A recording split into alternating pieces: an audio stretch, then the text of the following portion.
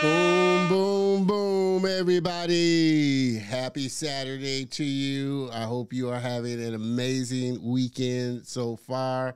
My name is Don Terrell, and I want to welcome you to another great episode of The Color of Motion. I like to say, hey, stories come in all shades. And I highlight people of color and diverse backgrounds in the industry of motion graphics, animation, visual effects, cartoons, and comics. This space that I'm just ecstatically crazy about, by now. You know the drill. Hop into the comments. Say, hey, where you tuning in from so I can give you a shout out that you so richly deserve. But I want to thank you, as always, for giving me a little bit of your time on this Saturday afternoon here. I hope everybody's having, like I said, an amazing weekend so far. Miss Maggie, appreciate you tuning in there. Good afternoon to you. I always appreciate you supporting the show for sure. Excuse me.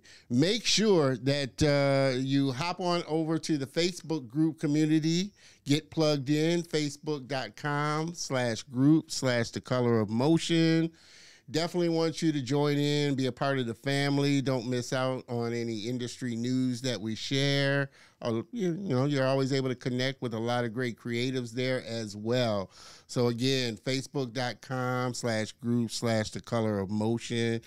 You can also follow us on Instagram, our Instagram page. We do have an Instagram page for the show, The Color of Motion. Definitely would love for you to follow us as well. Like I said, we are here each and every week, Saturday afternoon, 3 p.m. Central Time, and live on the YouTube channel, LinkedIn, the Facebook group for the show, and the website for the show as well. But I do always encourage everybody to go over to the YouTube channel, subscribe, hit the bell notification, comment on these episodes because that definitely helps the algorithm as well. I'm always trying to conquer or keep up. You can't conquer. So I'm always trying to keep up with the algorithm. But definitely want you to not miss out. So hop on over to the YouTube channel, youtube.com/Don Terrell. And like I said, subscribe and hit the bell notification so you don't miss out on when we go live or when new content goes up on the channel as well. Also, the store is open. All to hop on over to the store, pick you up something nice. We have a lot of great shirts, hoodies, mugs, and like I said, I'm always putting new things in the store. And if you maybe want to see something or come across something that you might want in the store, you can definitely let me know. My big thing is if you do pick up something, take a snapshot of yourself, send it on over to me so that I can share it on the show and share it on the social channels as well. So definitely hop on over to thecolorofmotion.net/swag and pick you up something nice for sure. Also like to give a big thank you and shout out to today's sponsor for the show, DG Graphics. They do all the graphics, overlays, animations. They help me look good. And definitely if you're a business or a brand that's looking to level up your brand design content, create engaging content, then you should definitely look them up as well. So thank you, DG Graphics, for always sponsoring the show. I hope you are all as excited as I am. Man, I've been looking forward to this interview for a while. We had a kind of a half show before the show. We were talking so much about a lot of different things because he's such a multi-talented guy. So definitely looking forward to having him on the show as well. So, man, I need to take a drink. I'll do one as the intro goes. But I guess without, further ado, we can kind of get this show on the road and dive right into this episode.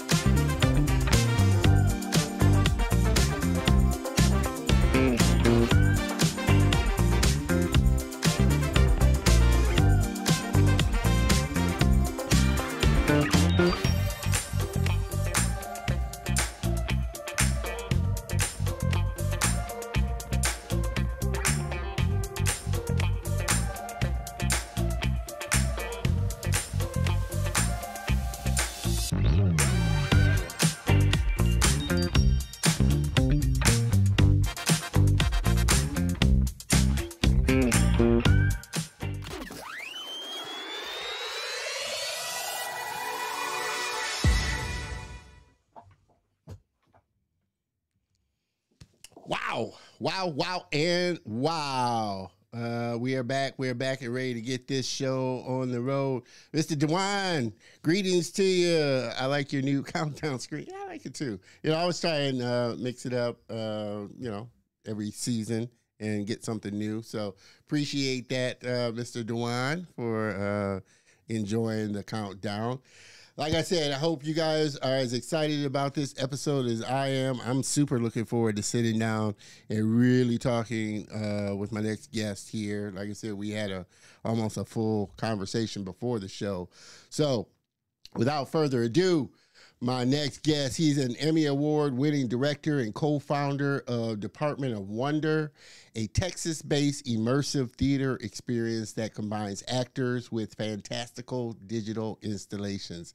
His most recent project, Now is the Time, seeks to make Martin Luther King Jr.'s famous speech tangible to today's audiences through virtual reality.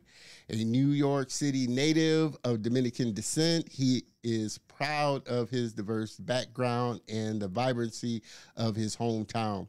His pursuit of a creative career began while attending the prestigious LaGuardia High of Music and Art in Manhattan. This led to graduating from Ringling College of Art and Design in Florida with a bachelor's degree in illustration. With a hopeful eye toward pursuing animation and film, he first set out to make a living as an illustrator.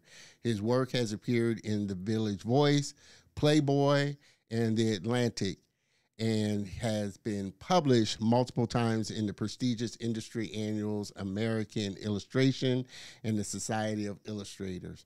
He found his footing in film when he joined the art department of Dallas-based Real Effects Animation Studios and moved to Texas. This provided a firm foundation in visual effects and CGI animation, where he could mix his illustration skills with his love of storytelling. Working his way up as a creative resource in all aspects of production, he became an integral leader and director at their West Coast outpost, Radium Real Effects. He eventually joined Academy Award-winning Moonbot Studios in Louisiana and found his way to interactive work. His directorial work on the film and game experience for Chipotle Mexican Grill, The Scarecrow, has won every major advertising award, including a Cannes Lions, Clios, and Webby Awards. The project sparked an interest for the integration of the audience in the stories he wanted to create. This led him to co-found Flight School, an immersive design studio, and ultimately the Department of Wonder, which he sees as a mix of his talents. He is happily married and a proud father of 3 children who serve as his most demanding audience and source of constant inspiration. Everybody, please, please, please help me welcome my very special guest, Mr. Limbert Fabian.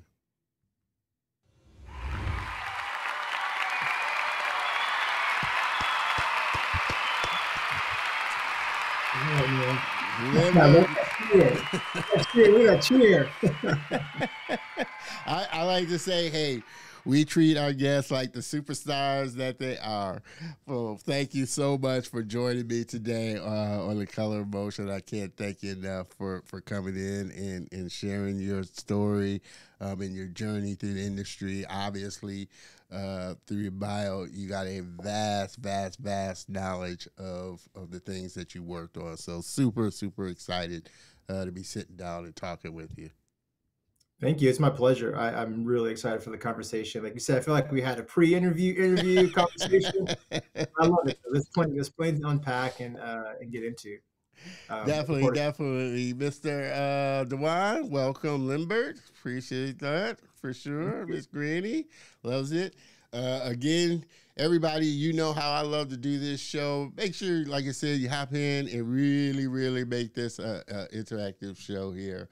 That's what we love here at The Color of Motion. I like to start out, Limbert, kind of what age did you discover this was something that you kind of wanted to get into and do for a living?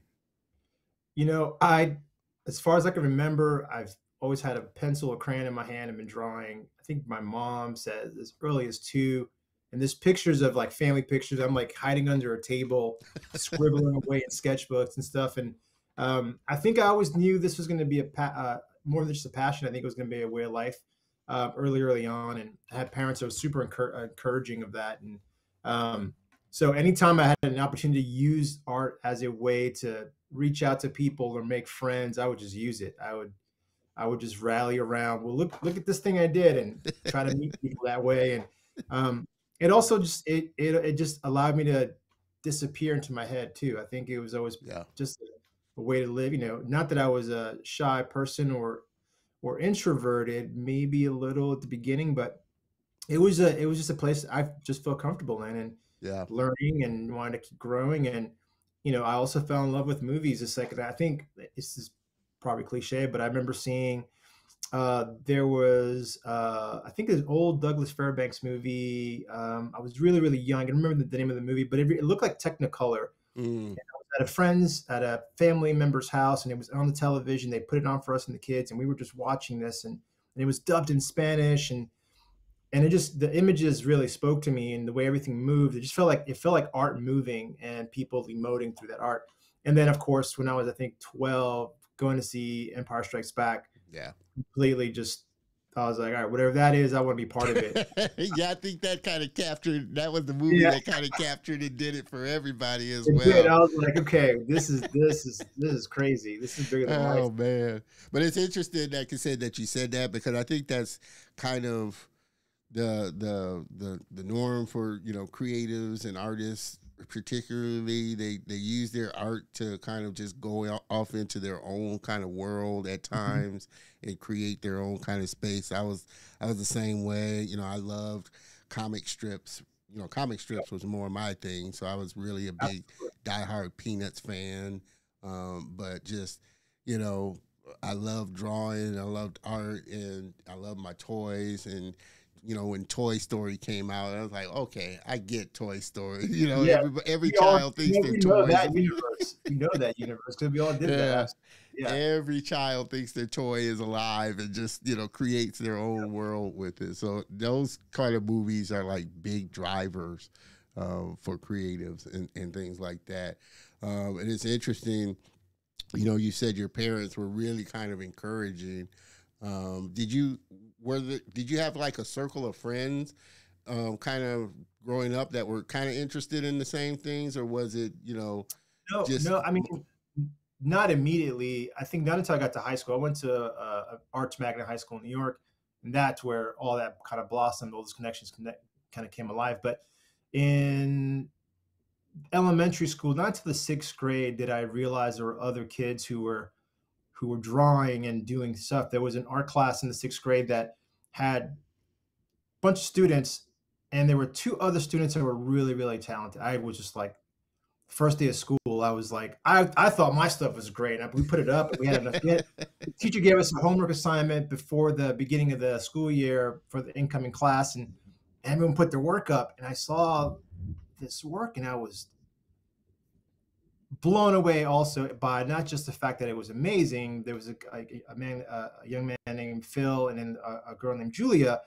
But I was like, oh my, girls and boys can draw. Like, this is amazing. Like, but I was blown away. And then, you know, find out like they were going like, who did this thing? Asking about the thing I did. Yeah. But that was like the 6th grade was the first time where I had like, I got to be friends with these guys. What are you guys doing? And it became like a really cool competitive thing. And everyone showing their stuff to each other, and kind of just looking at things together really became part of the norm. And I really enjoyed that. I really cherished those opportunities. I always had friends after that I really looked up to and their craft and what they were doing, and learning from them as we moved along.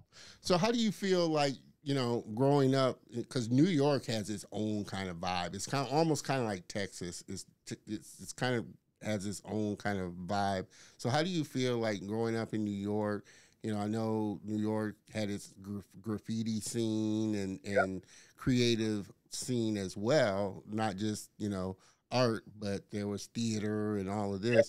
So how do you feel like New York has kind of bled into your work and your creativeness? Oh, absolutely. It was it was a big part of my, I think it influenced the way I think about work. And New York is, I mean, the entire place is just a giant art scene in general. I think that the way people express themselves with clothing, with music, the mashing of cultures, of the aesthetic of those cultures over each other, and all of that stuff coming together to me is just, it's part of, I think it influenced the way I think about my work in general. Like I don't think I have a specific house style, but I think I try to like pull in what makes the story come alive and be delivered in the most impactful way. I think New York has a lot to do with that. Graffiti was a big part of it. I fell in love with graph art. I mean, I fell in love with people's books, and and I have family members that were in crews and trying to, like, I'm like, what? How do you do this?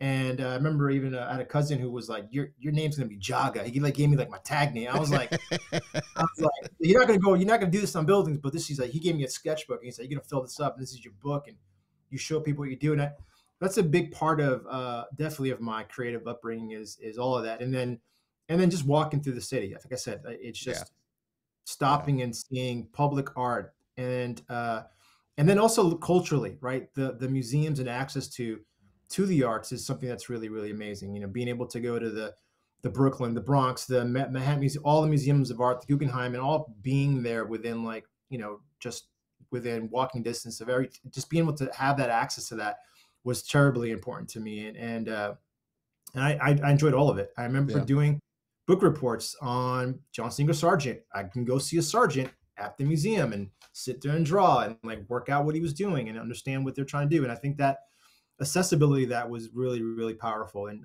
again, just it was a total, like, a temple of open expression, right? And I think that was really cool. That and music. My parents were big music fans, Yeah. and my dad was an audiophile. But Saturday was like record shopping day, Yeah. and so we had records in the house, and the album covers also were a huge influence Huge. on. Yeah. I'm like, Yeah. okay, there's music, and then this is the image that they chose for the album, and what does it mean? And like unpacking all that stuff was a really big deal for me. So Yeah. Albums, like I said, were artwork pieces in them. yeah, Sometimes you just couldn't wait for the next album to come out to see what the yeah, album cover looked like, because they were coming up with so many different creative things. Now, I've never been to New York. It's kind of on my bucket list. I'd like to visit, but it's interesting. How do you think, like, Into the Spider-Verse and that animation kind of blended the style of New York, and what is your thought on that? I think that, yeah, they did a really good job. The sequence with, I think the stuff with his uncle and that relationship and the look of the subway, like all that stuff. That is, I think that's, they did their research and they nailed what a New York is. Yeah. I think that's really cool, and the where they live, and I think all of that's there. There's definitely the city as a character in the film, Yeah. and New York is, I think in every film, New York ends up being a character because of its history and its vibrancy. But I think that animation wise, they did a really, really good job. It's not just the brownstone version of New York. It's not just the inner city version of New York. It's not also the Wall Street version of New York, where it's Yeah. like tall buildings and oh my gosh, the Statue of Liberty, whatever. Like they did a really good job of like of balancing all that and making it feel grounded to his universe. And I think the Academy too, the fact that he was going to school at a very unique place for Yeah. gifted students is that's accurate. You Yeah. see that everywhere. And like you said, it became a character in and of itself, just the whole city vibe and everything. Yeah. What do you feel like? And you've gone to several different schools and everything like that. What did you kind of pick up from each one of them that really kind of helped you? Like, what did you get from like Ringling? What did you get from the other schools? Were there certain things that you picked up that they gave Yeah. you a lot more? I think in my craft, I think early on, the elementary school experience in that sixth grade exposed me to showing my work to others and not just like this is mine. Yeah. That was like the first brush with that. So saying that, hey, this is, people are going to look at this, and you got to be prepared for their opinion. So critique became a big part of the early work, and also taking chances with the work. I remember entering competitions. I'm like, there's a poster contest in the city, and like, an anti-drug campaign. I was like, I'm gonna submit my stuff and see if we get in, and then validation once you do get in, like, oh my gosh, someone paid attention to this. This is real. But that early on was a big part of like showing your work was my biggest thing I got out of like going to high school and performing arts high school, where the teachers are encouraging you to like, here's the project, share with the class what you did. Yeah. Ringling took that a step further, where you need to talk about your work and explain what you were doing and communicate your intentions, and and like, I use this material because this and this, and try to explain that to a class, and then wait for their feedback was also really integral and humbling, and understanding of like what this is about. Is about, you make a thing, you should be able to articulate why or communicate what you're trying to do, and being challenged that way was really, really good. So Ringling really did that. And then outside of that, the biggest thing I think for higher education, maybe I think it is about the connections. Yeah. I met my directing partner at Ringling. I met some of my best, collaborative creative friends at that school. They're all doing amazing work. And it's about, I think, the people you meet. It wasn't like, oh, I went to Ringling. Here's I'd never lead with that. I was like, oh yeah, I know so-and-so. Oh, this person went to Ring. That the connections, the community of artists and creative individuals that you meet and kind of carry with you along the way was maybe worth the investment. For sure. But as far as the craft, I don't know. It all depends. It depends on what you're doing specifically, what it is you're after. That might be different for everybody. Well, I mean, like I said, you have a lot of skill sets in a lot of different areas. We're going to dive into some of the things that you're doing now and some of that. Was there ever a time where you were saying, I'm just going to go down the illustration route, or like I said, you wanted to go down the film and animation route. Now you're doing, a lot of VR stuff. Is it just the whole of being a creative, or did you kind of want to go down the lane of that? I think it was being a creative first, and then how do I take that and make a living at it? Illustration was like, I understood how, I think I knew the process, and I learned that at school, which was like, you got to put a portfolio together, show it to some publishers, see what they think. They're going to hire you for what you have in your portfolio. And it's you're making the artwork, and it gets produced, right? And then they call you for the next job, and you gain a following that way. The interesting thing about film was I had this Star Wars stuff in the back of my mind, but then I'm seeing music videos, and I'm watching the creative process go from a still image to a moving image. And I was like, these guys these are artists. This isn't just about a filmmaker. There's some sort of like creative process, I think, that I'm involved in, or how do I get involved in? And there was a moment where I go, well, do I want to go to film school after college? I'm like, I don't want to keep going to school, first of all, but I need to go to film school. But there was the license of, you're a creative person, I think you can step into this. Yeah. Luckily, I think film also offers an opportunity where I think it's one of those things that if you show up and go, I want to put in the work, I want to learn, you can kind of like work your way into a situation and learn a thing, right? So I think I was like, well, maybe I can get film school by just being in the business and see what happens. And luckily for me, I was able to go from illustrator, designer into an art department at a studio, where I just lobbed onto whatever I could learn about. I'm like, there's a shoot going on today. I want to be on the shoot. There's what are we doing? What's pre-pro? Like, I wanted to understand the entire parts of the process, just because that's how I wanted to learn. I was like, well, this is like film school. Yeah. So I soaked it up. I was like, in the back of my mind, I was like, all right, I remember this from the behind the scenes documentary on this movie. This person does this, and I can identify that person in the studio. I just wanted to learn from that. Yeah. Also, I went to school when Pixar was doing Listerine commercials, right? So I knew the computer and CGI and Photoshop were parts of the work. They were early parts of the business. I knew that computers were going to play a big part. I think that CGI animation ultimately was something I could have pursued as a mixture of art and film. But again, I was nervous about, well, like I'm gonna just learn how to use a software package and I'm gonna do that. Yeah. Is that too limited? I was worried about being limited in like in the specific lane. I kind of wanted to try different things Yeah. uh, Yeah. and work my way up into a place where where my voice can stand on its own in the way that it was kind of standing on its own as an illustrator. Like, hey, that guy, we want him to do this because he has a specific thing he does that we like that he does. I kind of wanted the same thing out of being a creative in the film industry. Was like, well, you have an opinion. There's something about what you're doing that I want to engage with. Let's bring you in.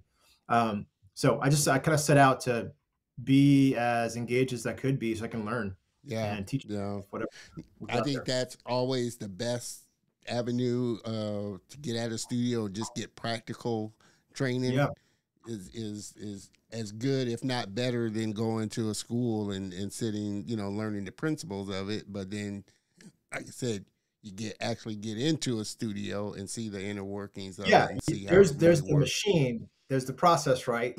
But like I said, I'm not discounting art school. I think learning how to compose a picture, understanding Yeah. color theory, like why things work, decision making around composing an image, and I'm sure film school in the same vein, the same thing. It's like if what I wasn't picking up in the studio, I was also picking up on, watching all the behind the scenes footage. Oh I was yeah. trying to learn how Anton Corbin makes a music video. I'm trying to understand how a director like Wes Anderson is telling a story with the use of image. Like all of those things are kind of that's the homework you're doing as well. It's like there is a process. Scorsese's Taxi Driver is a specific film, and all this stuff is going on. Like I'm like, these are all choices that are being made. Like why was that being made? Like Yeah. that doesn't happen by accident. They're not filling that room up with random things to make it feel like New York. They're doing it's all by choice, right? And Yeah. the use of color in a film, and like all of that matters. Like that to me is where my brain goes. Like, oh, this is like creating an illustration. You're like the choices I'm making here all add up to Yeah. telling a much global story. And I think that's what really excited me about getting into filmmaking and storytelling in motion, if you will. Yeah. Yeah. Um, you know, what are the types of stories that you're, and we're going to take a look at, your reel and what you're working on kind of currently, but what are the types of stories that you're kind of hoping to tell? We're starting to see a lot of different, creators create their ideas and their stories, get out there, everything from, Nickelodeon children's style stuff to, the amazing or Spider-Verse to, the more cerebral anime type of animations and films. I mean, and it's not, and we talked about this before, it's not just animation, you're doing live film as well. But what are Yeah. the types of stories that you're kind of hoping to bring out more? I on a personal level, I want to go back. I want to mine from we talked about earlier how I was lost in my sketchbook and I was kind of in my imagination, and Yeah. it was a way to escape. I kind of want to tell stories of that escape. I want to go like, the student or the kid that feels out of place, but he's got so much to offer if he only people can see into his head, that sort of thing. There's a story I've been working on about a kid who is really good at video game at this one arcade and at his pizza shop near his house. And I think that, and which is a big nod to like The Last Starfighter. The video game is actually Yeah. a recruiting tool for alien campaign, all this stuff. I think that sort of stuff is. I'm a big sci-fi fan. I think that mixing uh, the sort of like grounded human experience with this thing that's bigger than Earth, and drawing people in that way is really exciting to me.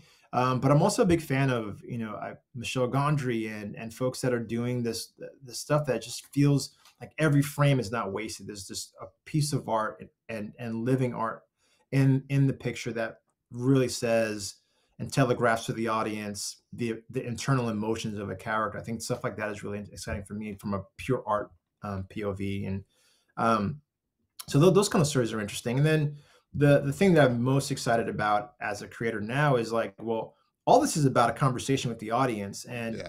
it is exciting to think about, well, if you're using film, obviously the audience is in a very passive state, but they're taking in what you're showing them. So you're making all the decisions about what they should and shouldn't look at. And Yeah. then you got something like VR where what do you want them to do? How passive do you want them to be? As passive as you want them to be, you have no control about their agency. So what do you give them, and how do you allow them to arrive at a place you want them to look at and observe or participate in? And I think participating is interesting in the word of a movie. Like, well, Yeah. a movie by tradition a very passive experience. How do you invite an audience to participate with you Yeah. and be part of that storytelling? So that's a whole other arena, but I think that it's still, that's an interesting place to play when it comes to storytelling. It's like, well, okay, now that the audience is here, what do you do with them and why are they here? And what we call it, we try to figure out how to cast the audience. Yeah. And Yeah. No, how to and we had this big conversation, even before the show, of like this more immersive, interactive experience with the audience. And we were talking about, VR, and the Apple headset, and just where kind of the industry is kind of going. There's a lot of, like I said, just this, we're at this, seems like crossroads now with technology and where technology is going, with the VR headsets getting better and better, AI starting to, seep into the industry. What is your kind of thought on, like I said, just where we're at right now, and how much further along do you see it before it really kind of gets to the point where you're almost like Ready Player One, where we're in this environment where we're just totally interacting and having these kind of conversations and relationships with people. We kind of do it now online, Yeah. but to this point where, like I said, it gets to that Ready Player One. If you haven't seen Ready Player One, you may not know what I'm talking about, but it's you should watch it. It's a really good movie. But we were talking just about the technology of just the Apple's new Vision Pro glasses and stuff, and the applications of what VR can be used for. Yeah, I think we're still in the Wild West in this whole thing. Creatively, one of the things that goes like, well, do people really want to be in a situation where it feels like they're in Ready Player One, a world where everyone's plugged in, but then you go like, well, we kind of are. We're already plugged in via our devices. I'm on my phone. I got social media. There's a version of that, but the use case for that world right now is very specific. It's like, I look at my device and I have access this way. That's how I engage with that space. I think we are going to get into a space where the handheld device will go away, and we'll engage with that media in a very different way, and fully immerse ourselves in a different way. But I think it's always going to be a layer of the real world and the virtual together, kind of like this XR mixed reality experience that I think the Apple Pro headset kind of winks at. Like, this is the beginning of something, mixing all of that stuff together. It's exciting. We're still a ways off where everyone's like, yeah, but we'll get to a place where like that stuff will look like this. It'll be a pair of glasses, and you can switch out, from full immersion to mixed immersion. I think that's kind of cool, and we'll get there. What we were talking about earlier is like, I don't know. We know exactly how this is going to be used. I think about creators that look at the way they use social media as a tool to communicate an idea and communicate a brand or something. And that's completely different than the way people did traditional television commercials, years ago. So I think about, filmmakers playing with these tools. There's yet stuff to be discovered and designed and imagined. I think that's really exciting. To me, it's all tools. It's all like, how can this tool help me communicate this idea? And will it help sort of elevate the concept in some unique way? So that's an exciting place to be. I look at every tool with that eye. And then if you do that, then I think it allows you to then create something special that no one's seen on that device, because you're using it to the limitations of the device. You're designing for the device specifically, as opposed to, I made a movie and I'm gonna put it on the headset. Yeah, but your choices in the movie are completely different than the headset choices. So that when you're watching it in the headset, it's not going to play the same unless you watch it inside of a frame inside your headset, which is like having a virtual theater in your headset, and that's what you're watching, which means you're making it look like you intended to look like when you shot it traditionally. Then you got to go, well, then why'd you put on the headset? You don't have to put on the headset. It doesn't make any sense. So my point is, like, what are the rules about this medium that allow it to stand out and do something unique? Then try to design the narrative to fit within that realm and cater to the limitations of that device, and then see what happens. Yeah. Um, that to me is an exciting place. Again, it's all very experimental. Locomotion, for example. Like I'm gonna be in this thing I did with MLK. We was all centered around the March for Freedom. I was like, and the initial thing was like, we're gonna have you march. I was like, wait a minute, you really can't. You could, but I don't want you walking around with a headset. Like you should. Like, you're not doing that. So Yeah. the idea of locomotion, the idea of moving, what your body feels like. I'm going to say grab this, but you can grab it virtually, but you're not really grabbing it.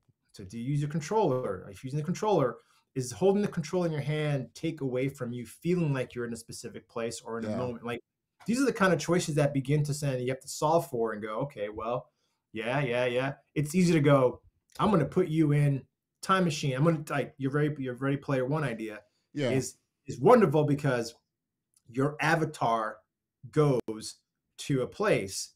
Also, he's in a rig, he's in a suit, he's wearing body like clothing that allows him to feel what he's feeling in space. Feel the actual physicality of his Exactly. environment. And I think that's coming, but that's on the high end of stuff. And I don't know if that's going to be something where everyone's going to be like, I want to do that because I want to feel that. Maybe we'll get there. The question will be like, do people want to do that? That's a thing. Well, I'm like you in that, I look at all of this technology and advancements as tools to how can I use this to get my idea out and this and that. But you obviously, I'm pretty sure you're aware of kind of the big thing about AI and just the legalities and copyrights of things. Mm-hmm. What are your thoughts on AI as it pertains to that? And is that something that, I'm pretty sure you've come across artists just like I have that are on both sides of the fence. They're for it. They think it's a tool. And there's other ones that just hate it because it's just scraping. It's just really digging into people's IP and their copyrights and things like that. I think I'm in the middle of the tool in those two camps. I think as a device, as a tool, as an aid, as a thing that you can lean into to exploit and help ideate and help frame. It's like having an assistant that knows exactly the way you think about something and helps you get there. And so cuts down time, which I think is really wonderful. Where I'm on the fence about it is the scraping of artists and materials, right? And like the source, what AI might be being trained on, might be an issue. It's like, well, I described it like this, and it's pulling from all these other sources to get the thing I desired. Okay, that's great. If I'm as an artist, I think I know where to push and pull and then take from that and adjust and then reference and paint over and draw over or whatever. I think as a tool for a creative person, it's one thing. But as a tool for someone that doesn't have the background or doesn't have the creative sort of the hours put in to call themselves an artist or is trying to be an artist, it's a little problematic because they go, well, okay, I wanted a sunset vista and I got a sunset vista in the style of, whatever. And you're just like, okay, but you're also, you're not acknowledging that, or do you, I don't know if you have to acknowledge it, but I think you're not acknowledging that the reference that you gave it is super specific. You wanted it to look like this person's work. You want it to look like, Van Gogh. I want to do my version of a Van Gogh sunset, but it's, going to have flying saucers in it. Yeah. Okay, cool. You're referencing a Van Gogh painting. Is it original because you put flying saucers in it?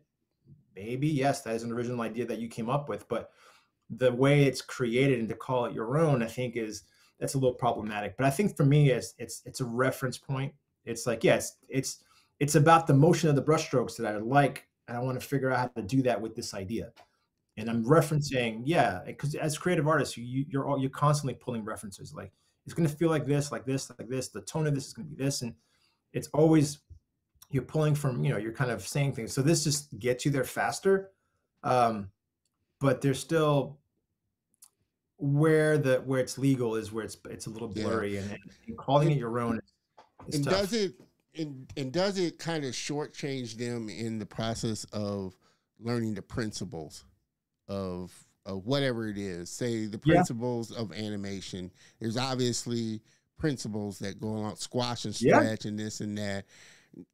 Like you said, I think it's a great tool that if you already learned it, if you already learned it, you know what you're doing, and you're pushing and pulling because you know what you're doing. If you don't, and just like anyone off the street is going like, I want it to look like Bugs Bunny, like what about Bugs Bunny? And there's like, you're talking about Chuck Jones, you're talking about so and so. And it's like it's that thing as well. It looks like Bugs Bunny. I don't care. Like they're just their heads are it's just so on the surface. But I don't know if it's incredibly they call themselves an artist or a filmmaker or animator or a writer when all they did was put in prompts, but they didn't understand the principles of storytelling, the principles of putting things together.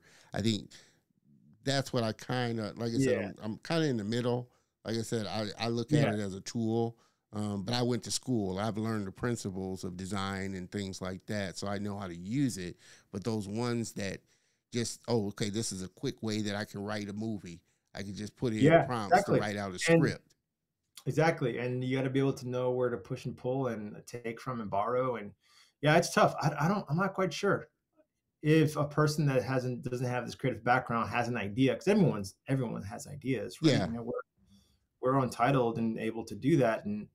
But crafting it, and making the tool's still not there yet, where you go like, I wrote a film and the film's going to get produced, and like the images are not consistent. Like all of that, it's just stuff that has to be unpacked. It will get there someday where you can prompt and you're going to get a version of something out. And I'm just blown away how fast that's already happening, from like Midjourney to Sora today. You're just like, it's bonkers. I love it. I think it's really exciting to see how fast that is happening, but it's also who should have access to that as a tool. I don't know. That's where I'm like fuzzy, right? And the way I see it, like I said, any tool, there are always going to be people that use the tool the wrong way or not how it was intended to use. Yeah. A car is a tool, but there's a lot of people that get killed, like, driving in a car. A gun is a tool, but obviously there's a lot of people that'll use a gun the wrong way. Exactly. Yeah. So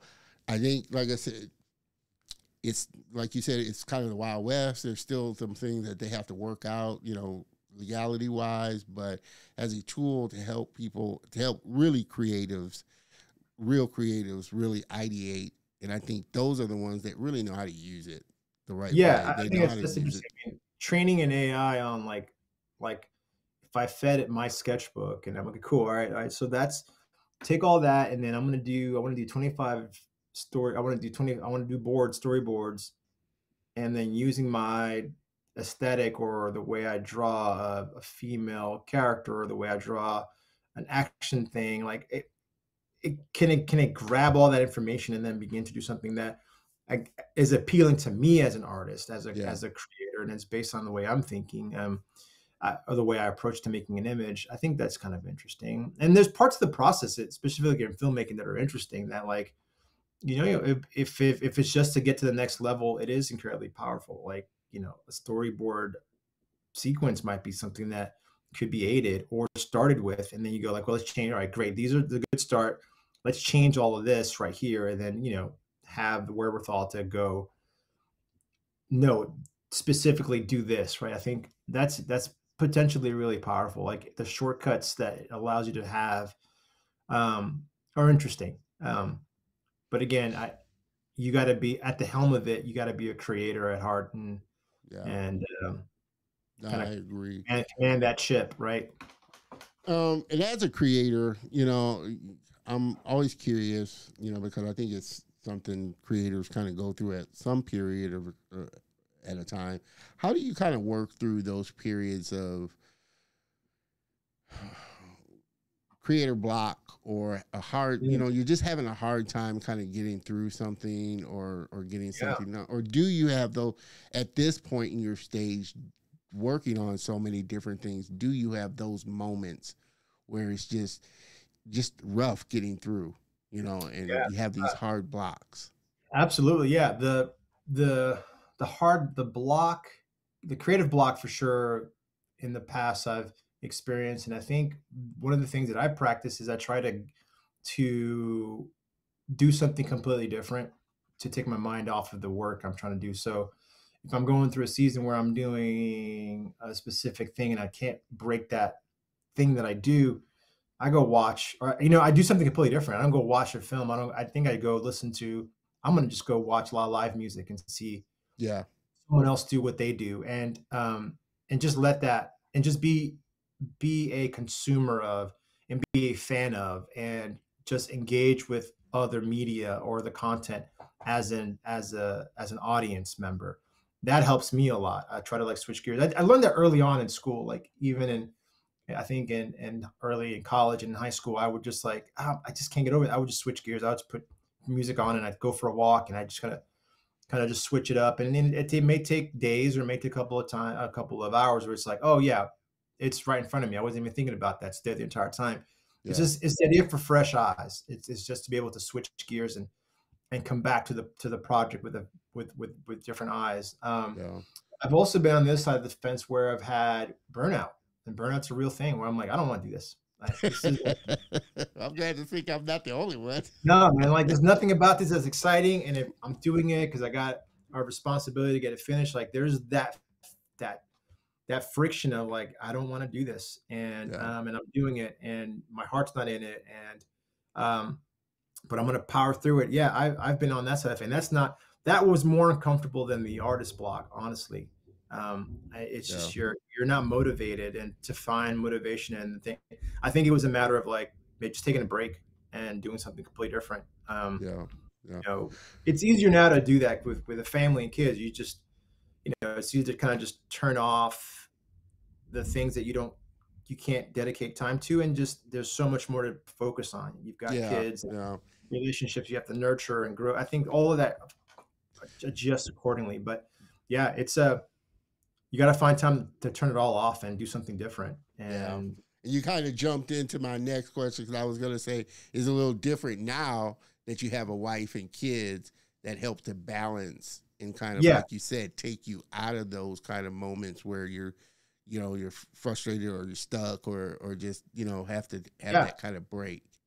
Yeah, there's always, I mean, I have a much bigger audience and a sounding board. My wife is integral, and I share some. And she doesn't hold back. I think she's just like, her criticism is wonderful, because it's just completely like, well, this is what you just told me, and this is what I hear, and this is what it feels like, and that's great. And then the kids too, like you just kind of bounce stuff off of them, and you get a POV that I'm like, wow, I never. They're unedited. Yeah. They'll give you that. They're unedited. It's like, yeah, you're right. I never thought of that. We were doing this thing and on set, and we're trying to figure out how to get this thing to work, and we had a vision for it, and there was just a kid on set who was like, you should stick the powder in here and it looks like it's coming.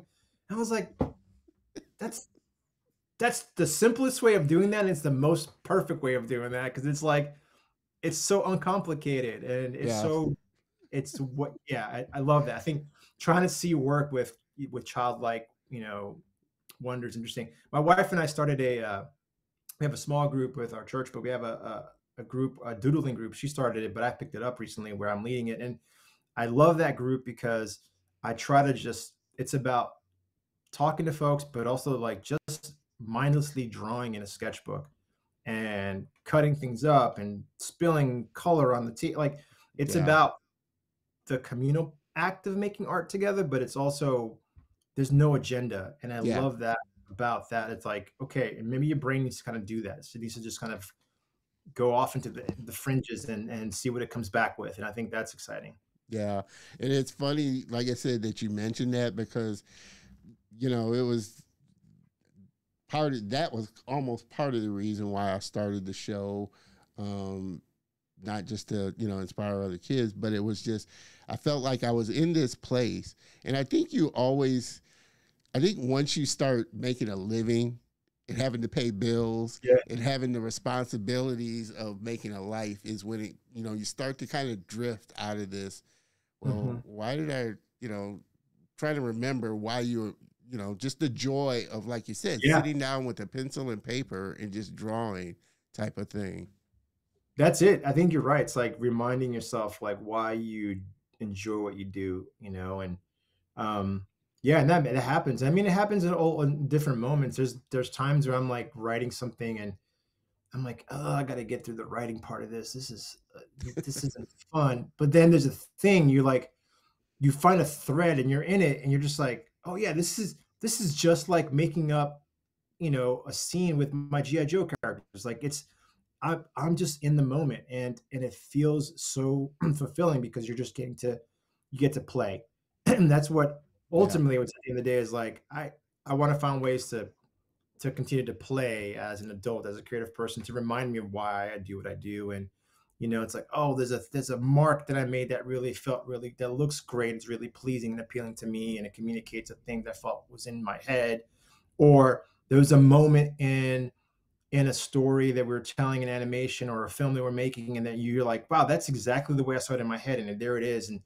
And it took all these folks to make that come to life, and it's in front of me. And I think that's really, really, really wonderful and pleasing. And yeah, it's exciting. It's just reminding you like, yeah, at the end of the day, this is fun.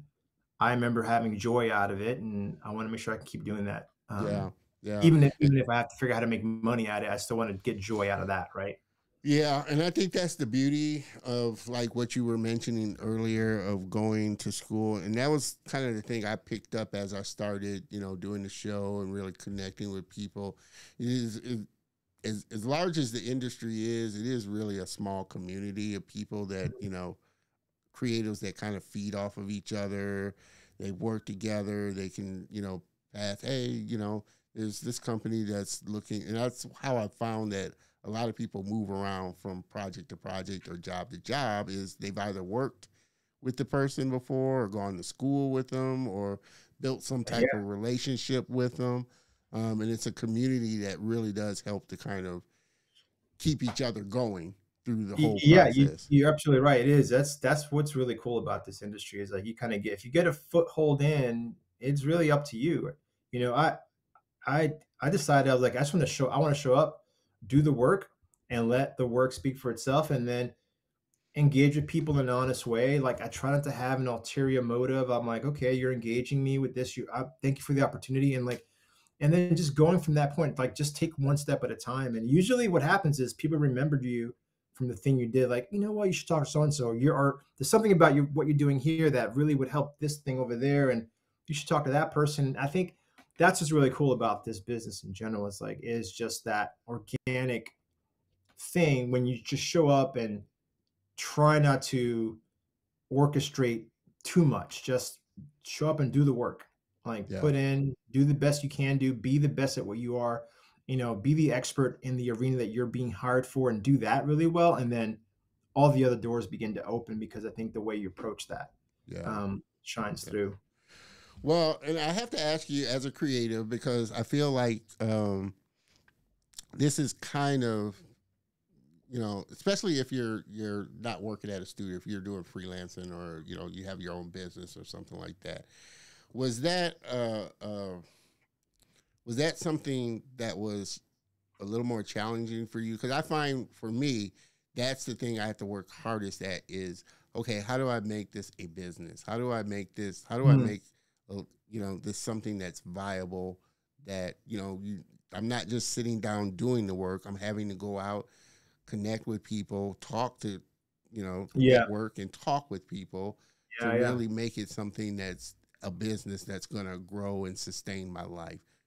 I think you have to. I mean, for me, it was a little in small steps. Out of college, trying to get work as an illustrator meant I had to go show people my portfolio and getting engaged that way. Cool. And then that leads to the next thing. And then how do you grow that even more beyond just the publishers?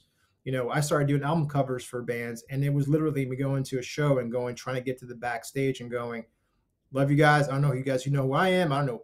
You probably don't know. Do you have any artwork for the next album? And just asking. And so there's a networking part. And then ultimately, when you get into a situation where you want to grow it and you're working in an industry, you want to sort of do your own thing, you have to figure out how to wear different hats. Like, I'm in promo mode, I'm in director mode, I'm in designer mode. I'm like, it's all, or I'm, social media mode. I think you have to figure out what it is that you need to go take care of and go do that. And then also lean in on the help of other people that are experts in their field. Like, I don't have this thing.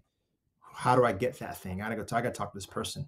And I think it's about, being able to communicate, socially, and how, how to have the emotional intelligence to be able to engage with others, and ultimately then also be able to talk about your work and what it is you're trying to do with your work. I think that's where the critique comes into play, and being able to take criticism and also give criticism back, and out of responsibility for the work and not about ego. And I think all that stuff plays into it. But I think the trying to turn it into a business and doing Department of Wonder was the hardest thing ever. We started it from scratch, and taking an idea that was already complicated to begin with, and to bring people along it's hard. It takes a lot of work. Making a film is a very, very, very hard work. You've got to forget, everyone's trying to bet on the sure thing, but there's no sure thing. And it's like, well, let's get it to as close as possible to this idea that that resonates with everybody. How do we get that to life and bring it back to life, and make it work? And I think you got to bring in all of these resources and people. You got to get people on board that believe in the thing that you're trying to make, and get it together.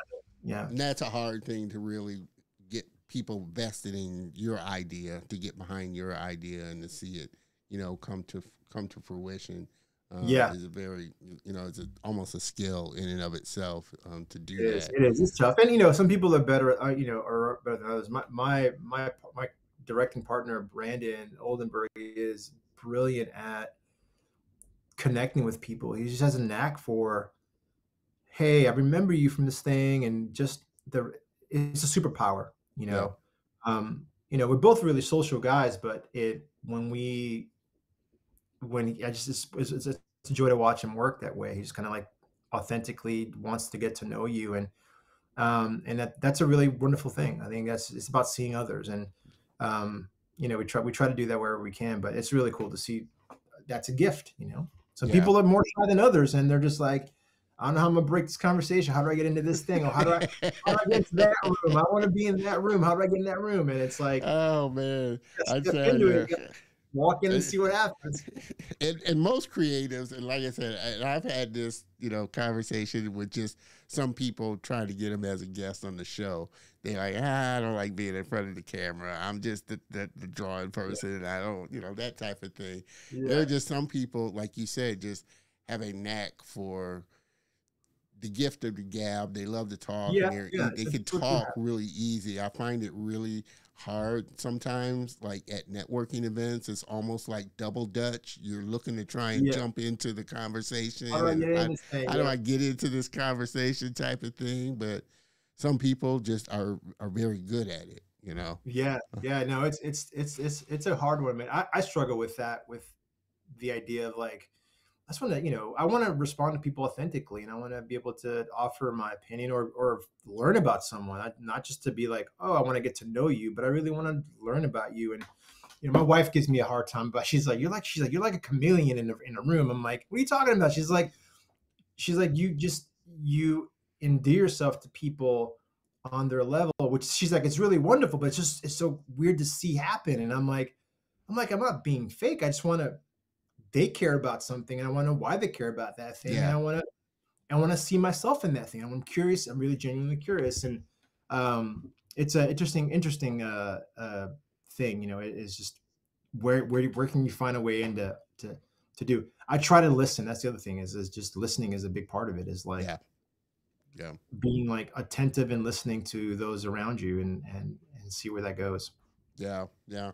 Now that was definitely a big uh, one big learning factor doing this show is, you know, just learning to listen a whole lot Mm. more. And like I said, I found as I did that, you know, it opened you up to really being interested. And we were talking about this before the show, just being interested on and fascinated on people's journeys and how they're gotten to this point where they're at. And they're so varied, and come from such different places.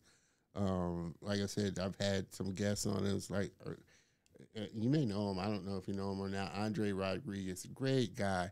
And Mm. he was on like he's at the time I interviewed him, he was working for Blue Sky, but Yeah. now he's at Pixar. But he learned 3D and animation in prison.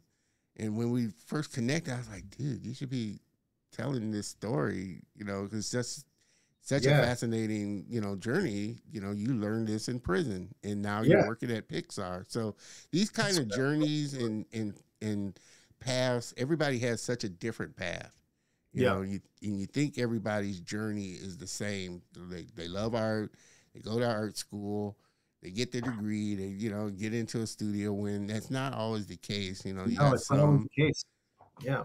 you know, No, you're right. that's Everyone's path is completely different, and sort of cut you off, but then you're right. You're right. It's like, but that's what's kind of cool about it is yeah, that you can forge your path. You yeah, can kind of like you can. yeah, I think you should have goals, but definitely like how you get to that thing is up to you, and it's going to be different in the way that it's for you than it's for me, and it's for the other person. I think that's just really wonderful. I do yeah. really do love that about the business is like how people arrive at the thing that they are seeking to do. Right. Yeah, and some have gotten a degree in something just totally different than Yeah. what they're doing, and I'm like, your degree isn't even in animation, I it's, know. you I know, in know. microbiology, and you know, you got your degree in microbiology, and you're doing comic books, I that type of know. thing. So it's just such it goes to show you that where you start out doesn't necessarily negate to where you equate to where you end up, and you're No, always absolutely. able to make these adjustments in your path.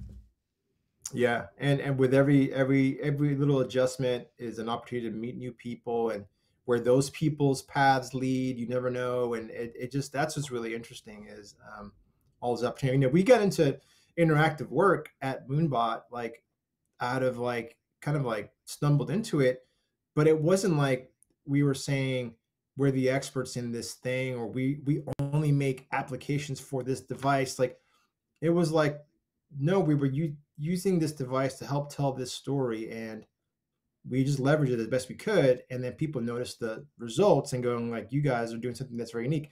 I think approaching things as an outsider. I mean, I Mm, think about being in Texas. It's like having a studio here or having, being an animation director in Texas is interesting because everyone goes like, "Oh, you got to be in New York or in Los Angeles." I mean, we know that that's not the case anymore because you can, yeah, with virtual work, you can be anywhere. But um, trying to do a studio in the middle of the country is hard, but it's also it lets you be an outsider. You get to be you see it with a different POV than the machine that is in Los Angeles. yeah, You're not at Pixar. You're not at Blue Sky when it was in New York, like in Connecticut. I think it's so it allows you to go stand back and approach from different POV. I think that in general, it's a really cool thing. Is how you engage is up to you, right? yeah, And your POV does matter and it stands out, and use yeah, it. yeah. Which, like I said, kind of goes into why I always say this is such a great time for creators, because you don't necessarily have to go to Pixar if you want to be an animator, and you have all these channels now. We have all these channels to build our own audience, to go directly to people Mhm. with the content that we make. If you're a filmmaker, hey, I can create a film and put it on YouTube and build a following so big to the point where, like I said, I'm pretty sure Mr. Beast didn't start out thinking that he was going to be this just mega, Yeah. mega creator, and then all of a sudden studios or companies coming to him wanting to Yeah, buy his company for billions of dollars. absolutely. So But we're at this. that's a perfect example of like not knowing what the medium is capable of. You have a young man who goes, there's an algorithm working here. I'm going to learn what this is and I'm going to do something with it, as opposed to I want to tell movies and put them on YouTube. Like he's thinking about it completely different than any of us are. And I Yeah, think that's what makes him stand out. And then you've got people knocking on his door to go like, well, how do you do it? Because what you're doing is completely special. And I think that's all to say that that's how all this technology stuff is just like, okay, this thing does this thing really well. How do I use it to do what I want it to do? Um, yeah, and when you do that, it really does. It lets you stand out because you're not forcing it to do a thing that it's not meant to do. yeah, Um, yeah. so And we had mentioned that before. I think that's when, when you get, tools in the hands of a creator, they're going to use it to fix whatever issue or kind of solve whatever thing that they're mhm. trying to solve. That just opens up that tool into a much wider thing than what the actual Yeah, company, created it for and developed it for. agreed. I think that's really cool. Yeah, you were mentioning like think of Unreal, like Yeah, you know, Unreal started out as a game engine. I yeah, mean, and then when directors got a hold of it, filmmakers got a hold of it, and started seeing the capabilities of visualizing their idea in real time and creating yeah, actual scenes that make it easier for the actor to interact with. It just opens it up into this much yeah. wider thing than what Unreal initially created Unreal The tool, for. yeah, the tool changes, and it also it helps aid and you know make another industry change and flourish, and then vice versa, right? The creatives on the film side bring something to Unreal that is completely different. That I think that exchange of ideas and expertise is really cool. I mean, Yeah, that's as a creator today, there's so many avenues. yeah. And To, tools are, yeah. like I said, Unreal's free. And tools are so readily available now. You got Blender for those that may not be able to have access to Maya or this and Mhm. that. It's such a more level playing field than it's ever been before. I think for the creator. The barrier of entry, we were saying that earlier, is so low now, and you know you can make a movie on your iPhone, on your Yeah. phone mobile device, right? And I've seen some pretty good, and it's really the tools it's not the tool, it's the creator. Any Yeah, tool in the hands of exactly. a good creator is going to use that tool to make something good. Absolutely. Like I said, you could make a film quality movie with an iPhone, and they've Yeah, even done and commercials again, with it. it's what it's your if you can grab whatever you get your hands on to help tell the story that's in your head and get it out. Um, that's the thing. And for some people, that's drawing pictures and putting together a compelling comic book or a story. Like I think whatever device that you can get your hands on, whatever vehicle or venue that you can feel comfortable in, yeah, exploit that and see what happens, and then go from there. Yeah, yeah. To everybody just jumping in, me and my man Limbert are having a fun conversation, talking technology, the industry, just art, being creative. Again, make sure you hop into the comments, say hello. If you have a question, you can throw it in there for sure. Um, what I mean, we touched a little on a few, but what are some of the things that have come out lately that have really inspired you, whether they're films or whether they're animations or whether they're See. VR things? What are the things that kind of that you've seen lately? Like you're like, wow, that was pretty cool the way they did that, or Yeah. got you thinking, how did they do it? Uh, Man, most recently, visual wise, I loved Oppenheimer. I thought Mm, that movie was really really special, and again, it's like it's a biopic, by yeah, Chris Nolan. But it feels so much bigger than just the character or the personality that he's examining. he's a great director. I like Christopher Nolan. Yeah, Chris Nolan's great. I like Tenet, as confusing as that movie was, but I really liked Yeah, it. I liked Um, um, Inception, I thought was really Yeah, good. yeah, Inception's great. Yeah, it's one of my favorites. Yeah, Chris Nolan's awesome. You know, he's since Memento. I think he's fantastic. But there's a let's see. We were talking about the Vision Pro as a piece of technology. I was really impressed with what they've done and what the promise is there. I think it's really interesting. Spatial imagery is interesting. Spatial photography is interesting, and video. Want to tinker with that some more. You know, as a body of work, I really liked Last of Us. Here's a game that's incredibly popular, and they adapted it into a film, a show, and the adaptation is such a really great thing that allowed all these characters to breathe in a way that you couldn't in the game. Of course, the game is completely different. You're meant to engage with it very differently, but what they did with that was really, really wonderful. I liked Andor a lot. Same thing. I think that they took Star Wars and took it to a really unique space. Literally, like it just something really special there. The world about that universe felt bigger all of a sudden, which is really, really cool. And then, gosh, that's as far as like movies. You know, I haven't had a chance to see Dune yet. I know I'm like way behind the curve, but I need to go see that. I liked the first one, but I haven't seen the second one, so I'm looking forward to seeing that. And Civil War, it looks like it should be seen this year, so I need to catch up with that. I really enjoyed it. I just watched literally on a flight back home.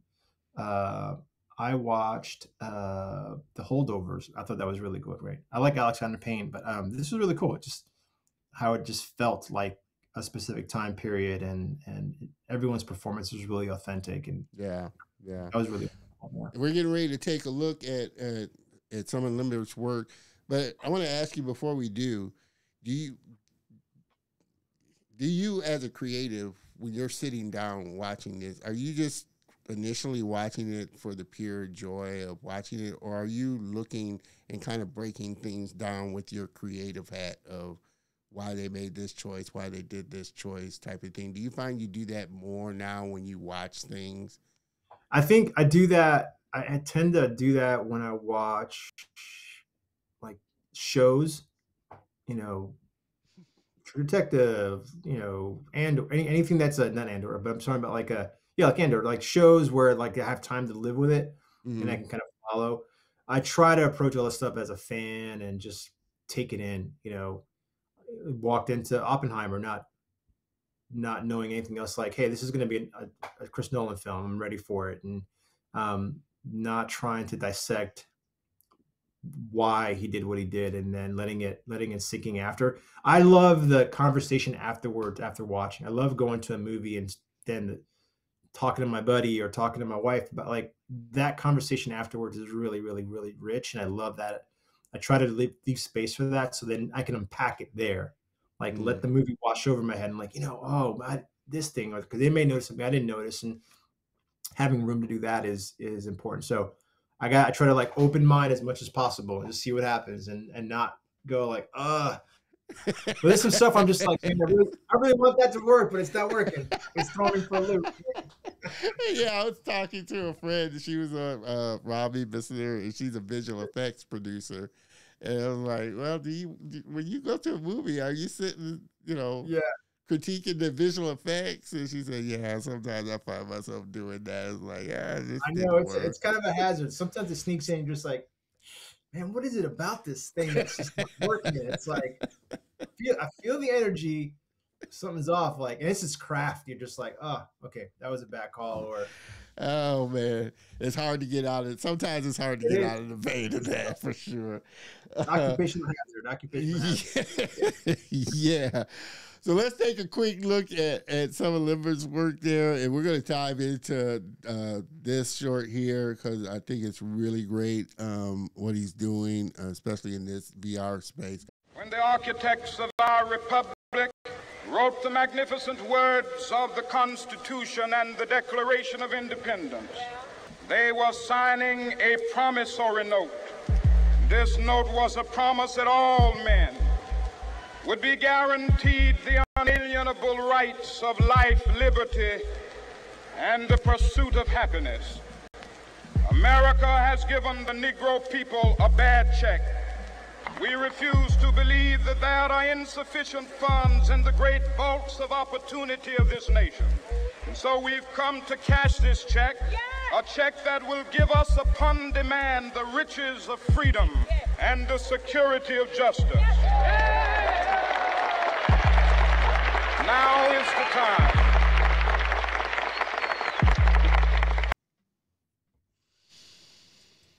Thank you, Granny. You should be on the right one. Like I said, Miss Maggie, I had to restart because the original broadcast ended, so I had to restart a new recording live. So hopefully I think you're on the right one now. This is just part 2. But we're going to dive into that and just how you're using VR with the MLK.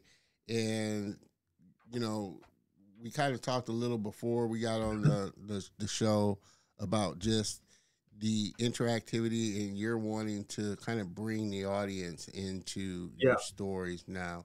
One, what was the initial idea of, where did that come from, the initial idea of doing MLK? So I was invited to this project by Meta at Flight School, the studio I was working at the time. We were a big part of helping them with their VR for Good program, and they had an opportunity to port the original project that was done for MLK in VR, which was, I forget, done by another studio, where they basically took you to the March for Freedom in Washington at the National Mall and kind of placed you there. And you observed from different vantage points Dr. King gave his speech. It was all done in CGI. You're in the crowd. And they wanted to basically port that tethered VR experience to a mobile one for their headset. But they said, how can we improve this? How can we add to this as a continuation? How do we add another layer to this with our headset that makes it a little bit more interactive?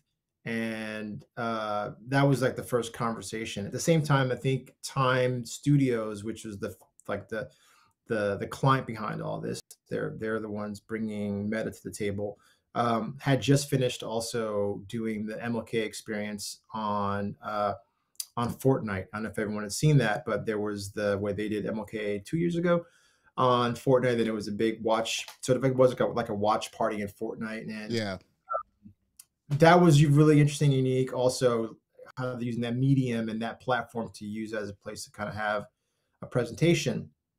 I think they got some backlash there too about like people and the remotes and turning off the emotes anyway, but they were in the mix, and we were looking at it as like, well, how do we take the Meta headset experience and maybe do something a little different so that it is like a part of those other activations, those other projects, but add something new, almost like a new chapter in the conversation. And one of the things that I did was I thought about like, well, like, would you want to direct the piece? And I was like, yeah, I'd be interested. And I was actually in the middle of doing Department of Wonder, and I was worried about not giving this project enough attention.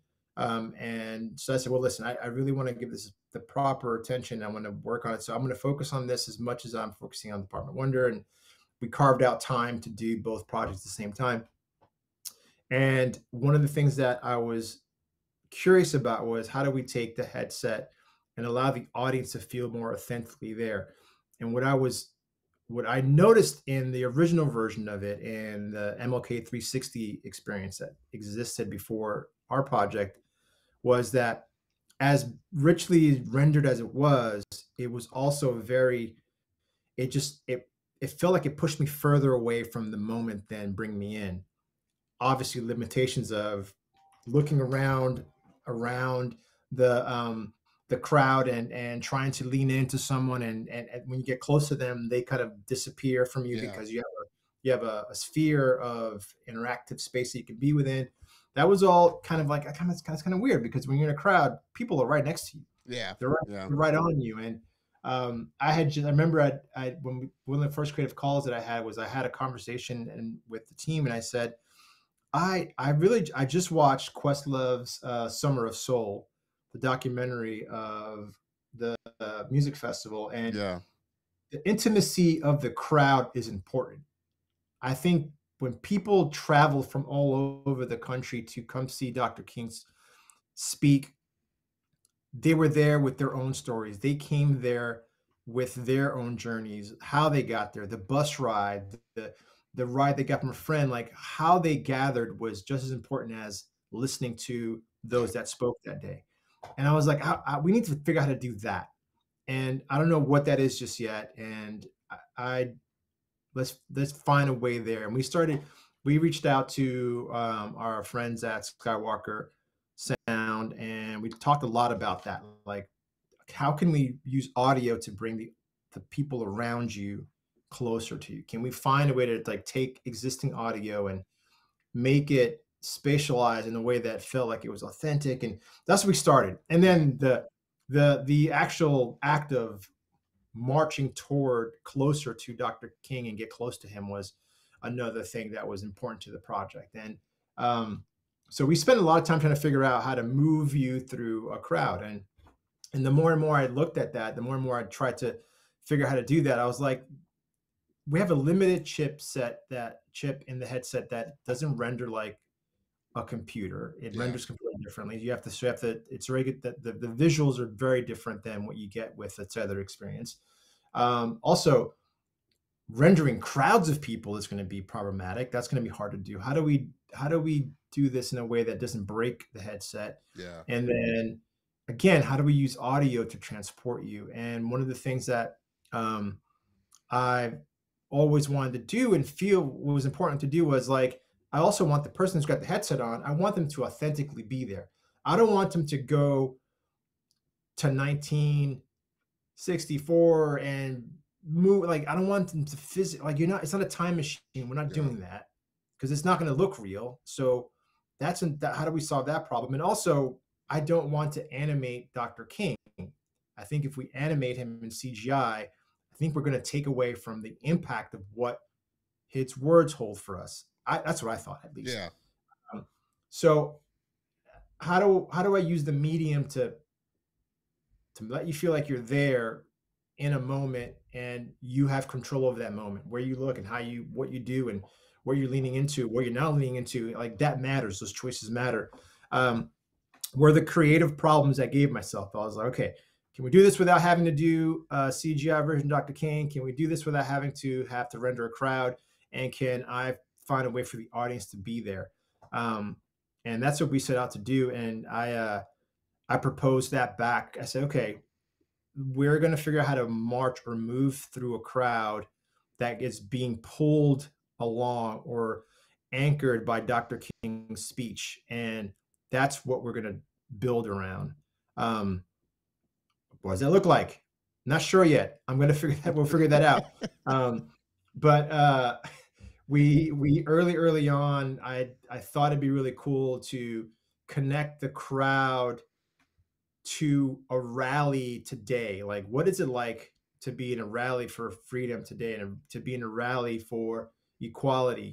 The Black Lives Matter movement, even though this wasn't an attempt to make that movement the star, but I wanted to go like, well, what's happening today that reminds me of that time period? Like, what's the energy? How's activism alive today? Yeah.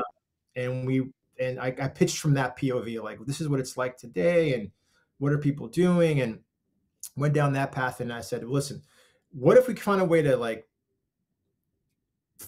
connect with the past by feeling like this feels similar to something we do today? And honestly, what happened for me is that we went to go visit the MLK Monument and the National Mall in Washington. We went with the family. We took them on a tour. We did a little family vacation, kind of looked and just did the experiences. And we went to all the tours at night.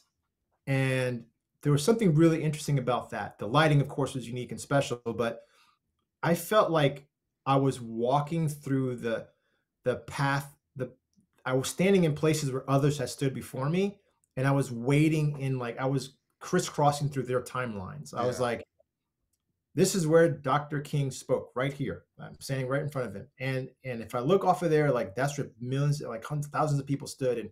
And our walk to that, like, all of that felt like really dramatically interesting to me. I was like, well, what if we were able to navigate through the energy of those that gathered, but today, like me today, not that I'm there back then, but just the energy of that space. And that became interesting to me because it allowed me to invent something that doesn't exist. And I needed to invent something that doesn't exist because, again, I have limitations from the headset, and I wanted to design those limitations. Like, what is a style that I can develop that allows me to kind of like tell my story?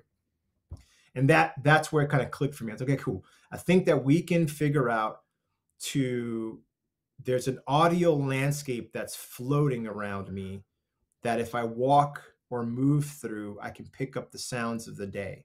Yeah. That was a start. And pitched from that POV and go, okay, now how do I move? How do I gamify the movement of the audience in this experience in a way that's not physical, where I'm not actually literally walking? And we did tests where you had a headset on and you would walk in a circle and it would make you feel like you were walking with a crowd.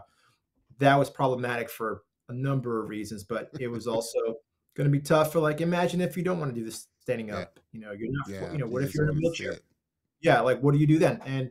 And so we scrapped that, and I said, we have to figure out a way to move people by engaging with them in something along the way.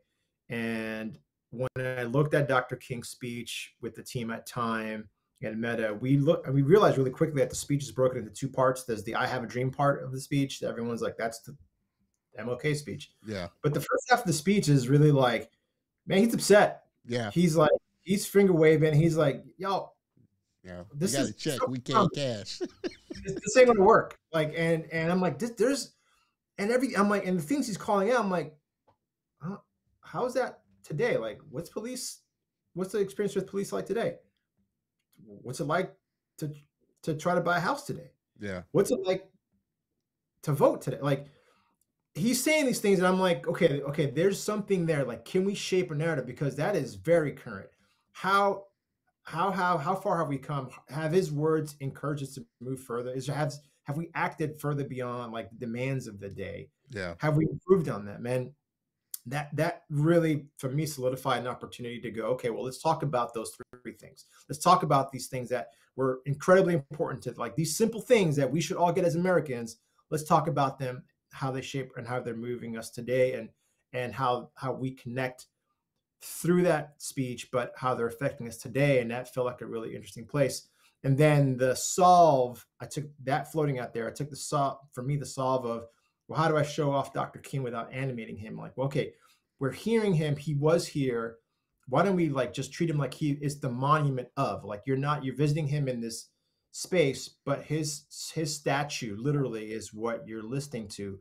That statue breaks into a bunch of different pieces because his speech is scattered among the masses, and then the pieces of the statue become an object that for us to engage with. I'd like that you can kind of grab and hear potentially that object, or grab and hold that object, and what does that mean? And that was of interest to Meta, because Meta was interested in taking advantage of the hands tracked part of their headset, like your hands with this experience. So allowing us to connect with grabbing something and drawing it close to us and holding it. For me, the shards of rock, the stones that were floating around us, these stones of hope, the stones of Dr. King, became a tool for us to draw close to him. The trick, the sort of the sleight of hand we're doing, is that when you grab it and it launches you into a moment, each moment you grab is built around one of the demands in his speech: policing, housing, voting, all of these little moments, and activism at the end.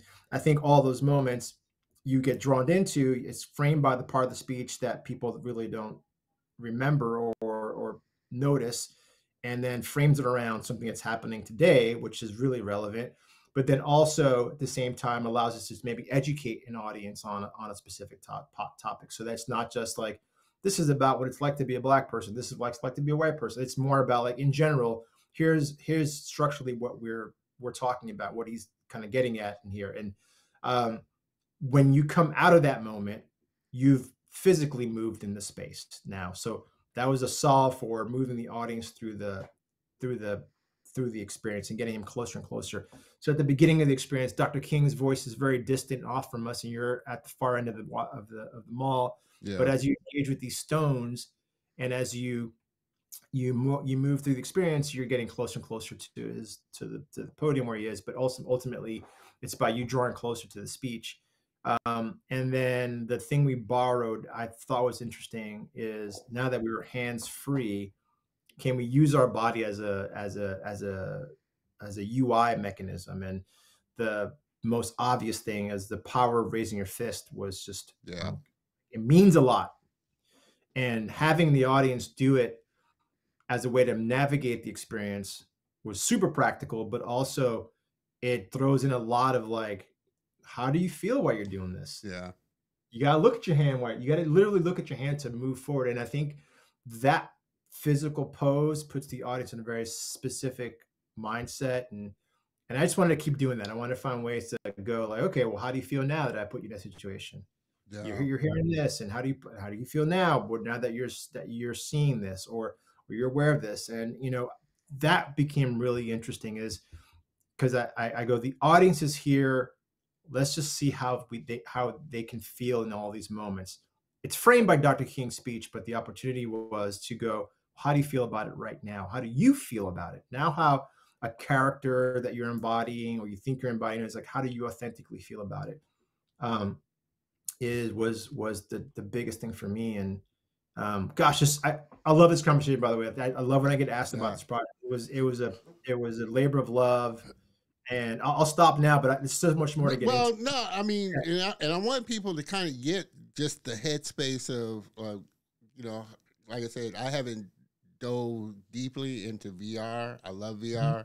I do a lot more on the AR side, but just the process of what you got to think about as far as making an interactive, a really interactive piece that, and all the little moving things that like you said, well, how do we do this, or should we do this, or how do we get it so where you're moving through the crowd, but you're not actually moving, and get the interaction with the device that we have.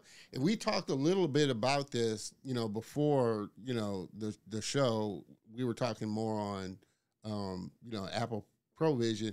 Would your approach have been a little different in what you could do? Like I said, I've never used, MetaQuest device, myself. But would your approach to what, and we've seen how Apple's technology, like I said, this is first generation, and it's pretty good, just the kind of fidelity of it. But would your approach to how you kind of, like I said, created audio, maybe it was lower, you heard lower rumbles, because the audio is pretty good too, as far as just, the spatial audio with it, the device. Would your approach would have been a little bit different had it been the Apple ProVision as opposed to the MetaQuest? And when you create experience, a VR experience, is it device specific? So you're not creating just a general VR experience that you can just play on any VR device. Is that how VR is done, to where an experience can be played on any VR headset? Our project is deliberately designed just for the Meta headset. Okay. But the process isn't any different than designing for any VR experience. Like, the rules aren't different for the headset because you have that headset. I wouldn't have changed the approach to telling the story, even if I had an Apple Pro Vision. You know, maybe the fidelity would have been a little different, or the processing would be a little different. But at the end of the day, you still have to tell an immersive story, and what the headset doesn't matter really. It's just, well, how do you tell that story? So I think I still would have to grapple with all the same problems that I'm dealing with now. You know, what probably I'd be interested in doing if I had that access or that technology is like, okay, I want to shoot video or I want to produce content with the Apple Pro's headset, its cameras as the main camera, and see what that yields. Yeah. Because there is an intimacy to that that's really interesting and cool. But that's maybe. But at the end of the day, well, okay, now that I can do that, what does that mean? Do I change what I'm doing? I still have to solve for people walking around. Like, I have to solve for people engaging with the material. How do I bring Dr. King to life in a way that doesn't feel, plastic and fabricated, and how do I draw you closer into the humanity of it all? I think that's where all those rules, all those questions are still super important to figure out how to use and how to solve for. Yeah. We're going to throw a few comments up in here. I'm not sure. Like I said, I don't have my Facebook page open, so I can't see the name. But that's a cool concept you came up with. Loves it. I'm assuming, I don't know if this is the same one. That's fire. Mr. DeMille, appreciate you tuning in there, brother. I am just coming in late. Is the MLK experience currently available on the Quest 2? Yes, it is. Absolutely. So you check it out, DeMille, on the Quest 2 there. My other brother Don is in here. The other Don. What's up, Don? We were just talking about you earlier there, Don. For sure. That's a cool concept. But, and again, kind of like what we were talking about, just the power of what VR can do in so many different areas, and just how it can really give a person a more immersive experience. I was telling you before the show, I met this one lady. Her company is a VR company, but she uses it, like I was saying, to give elderly people a travel experience. So just going to elderly homes and retirement homes and allowing them to put on the headset to keep their minds engaged about different things. And so just how you can use VR in such an immersive and teaching way, that's what's always appealed to me. It has such a wide berth in how it can be used in a lot of different areas. Are there other things that you would love to explore even further to see how far you could really push the immersive experience within VR? Yeah, I think that there's a lot of opportunity. It's just you're probably limited by what people think the fidelity of the results are going to be. Showing someone spatial video or immersive video of a beach in Cancun is cool. Like you set up a camera in 360 and you shoot that video and you got it, right? That's cool, but you're not really there, right? It's exciting because it kind of gives you the thing, but it doesn't really deliver on like the promise of being there.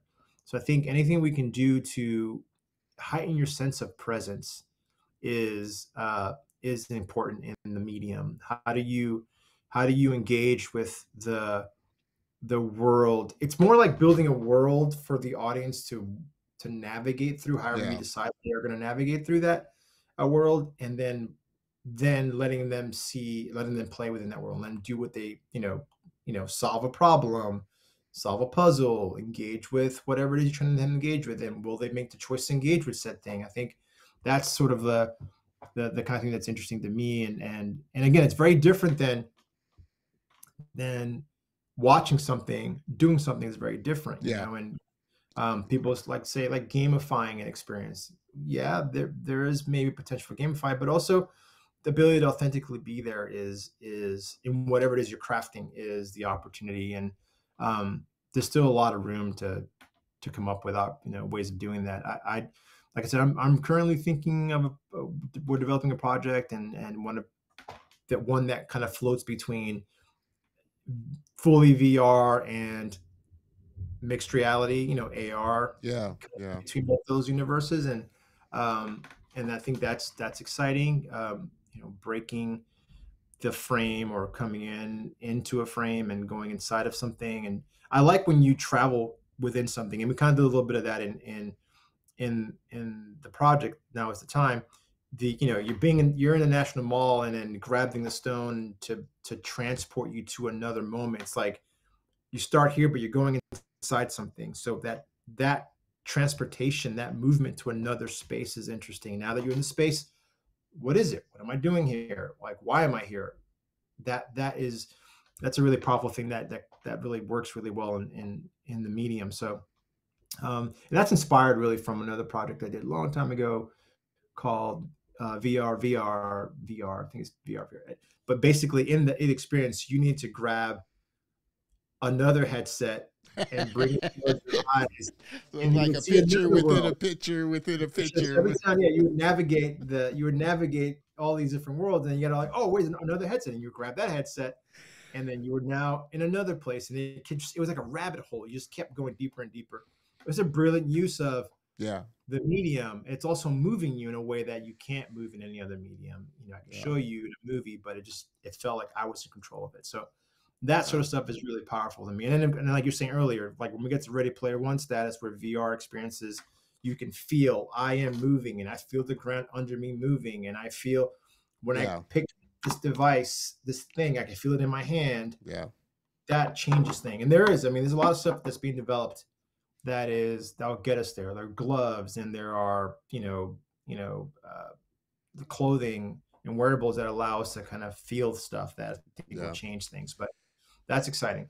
Technology is moving at this hyperspace, boy, and I tell you, people Yeah, are that's just coming crazy. up with, like I said, when you get technology in the hands of creatives, it just goes like you said, down this rabbit hole of things that they start to You got come to up push it. with. You got to Exactly. An artist is going to think about it completely different than a developer is, or a computer scientist.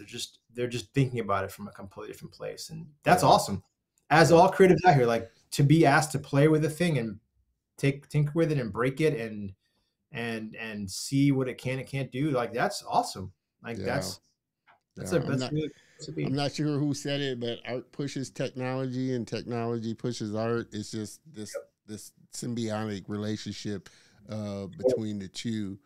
Um, it- and with that project, what are you hoping that people take out of that? That once they experience it, what are you hoping people walk away from when they experience MLK?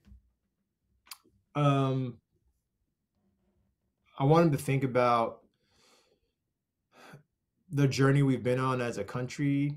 I want them to think about how they feel about what we all have access to. Um, this isn't, one of the things we talked a lot about with the friends at Meta was like this wasn't meant to be like a surrogate for activism. Like you Yeah, can't go like, oh, I did the MLK thing on the Quest, and it's like I was part of a rally. Like, no, it's like it's just meant to ask questions of you, and if something in there like nudges you and you want to engage, I hope that opens a conversation. I really want people to kind of ask questions if they were so inclined to, and engage on a level that makes sense to them. Maybe it pushes them into activism that they weren't inspired to do so before, right? Or it exposes someone to a POV, of a person that just sees the world completely different than they do. I think all of that's exciting. I want people to walk away with like, how does this sit with me, yeah, and let them sort of like answer from their personal experience. yeah, yeah. Makes you introspective. I think all art, starts to get you to this introspective point of Yeah. what you're thinking, where your mindset at. Emil, I think you are right. John Lasseter said that. I think art pushes technology and technology pushes art, for sure. Uh, for you, is VR kind of the most challenging thing that you're doing? Because like you say, you do a lot of different stuff. You do illustration, you do film, you dabble in CGI. Is VR kind of the most challenging disciplines that you've been working on and foresee yourself working on in the future? Or does each of the things that you do present its own kind of challenge in its way? I think they all present their own challenges. I think once you cross into, you have a handle on what you can and can't do, then it becomes fun. But getting over the hump of like, okay, what are the limitations, and pushing it and trying to figure out how to solve that is tough. All of these projects don't happen unless you have a team of really talented people around you, and being able to listen to their opinions and their input and what they're bringing to the table is incredibly important. The hard part is, it's like not feeling like you need to. I'm not the expert in this space, but I'm trying to craft it from, again, like a place that feels authentic to me and the medium and what the experiences that I've had in the medium and what I know about producing for the medium. I'm going to work from there. And that's just tons to learn still. Right. So, I think everything has its own challenges. I think VR is still kind of tough because it's always going to ask of the audience, like, what do you want them to do? You have them here. What are they doing? Yeah. So you can answer that question millions and millions of ways, but at the end of the day, like that's one of the first questions. Is like, okay, what is the audience doing here? Are they just observing? And if they're just observing, then why are they doing it in this headset? Like, why are they doing it this way? So, well, as a creative, I'm kind of somebody that's interested in VR myself. What tool are you using to create your actual experience in VR? Or are you using a plethora of tools? So it depends on what you're trying to do. I think if you want to take someone to a photo reel or video content or shot environment, you go shoot 360 video and you port it to the headset. The stuff that we were doing is interactive, so we're basically, we're using a game engine. We're using Unreal and we're developing, or you can use Unity to develop. But I think you're just building on a game engine, right? You have an input and you have a result, and you have an audience that's meant to engage with said input to yield said results. So I think there's a little bit of gaming knowledge that falls into that. Like, again, I'm not a deep game developer, but I'm trying to think of experiences where you're moving a story forward. Like, I'm more interested in telling a story in which the audience has to participate in the story. Like that's the thing, and when you play a game, you're sitting outside of the screen with a controller in your hand. So you have a very different control over the experience. So your agenda is different. The way you digest the information, the way you consume the story is completely different. The way you can, you're moving things forward, and there's these little story points. I think that's a very true and tried and true way of developing games that are narrative based. I think that's all really exciting. VR just holds a whole bunch of other different rules. It's like the same thing, but imagine you're actually inside the screen.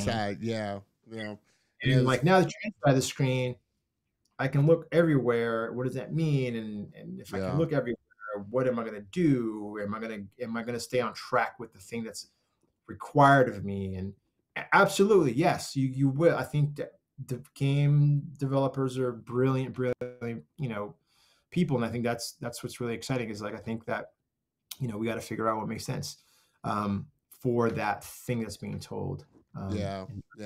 No, and like you said, it's and I was just thinking about this while you were saying it. It's a totally different experience, because I have this